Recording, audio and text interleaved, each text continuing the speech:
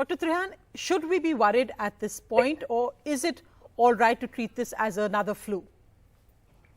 So, Sonia, these are the following facts that we must pay attention to.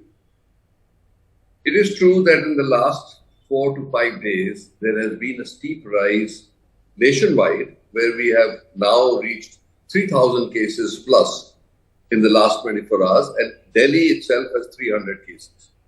So this is in spite of the fact that not many people are getting tested, because there is flu going on, there is H1N1 going on. So people get sick for 2-3 days, they get fever, sore throat, some get chills and rigors, and then they get better after 3-4 days. So the one fact is that it's usually a mild infection that people are getting. Two, the ones who got tested, the percentage is very high. So you know it's in the community. And you know also that in spite of the fact that the illness is not that severe, but people who have comorbidities, we know that they are getting prolonged, not 3-4 days, but 6, 7, 8, 10 days even of the continuous stress. But so the main thing is that you don't want to invite it. It may be mild, but the after effects of COVID infection is still prolonged.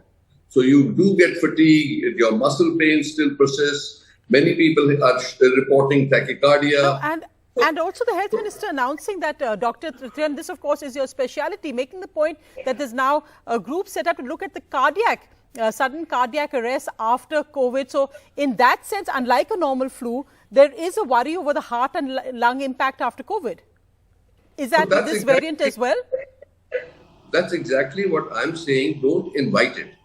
And the way to avoid it is avoid going to crowded places for the next couple of weeks till it starts coming down, because this is the trend it will follow.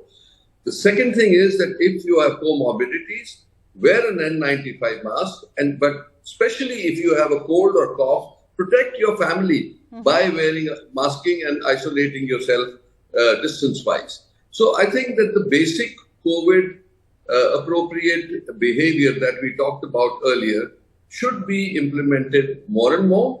And if you're going to, say, you're flying or you're going to a movie hall, then you should mask, because crowded places may have somebody who's spreading, because this infection spreads very fast. Right. So the RO factor is very high for Omicron. And we really don't know if the mutation has taken place. And I believe that we have been warning people, do not be careless.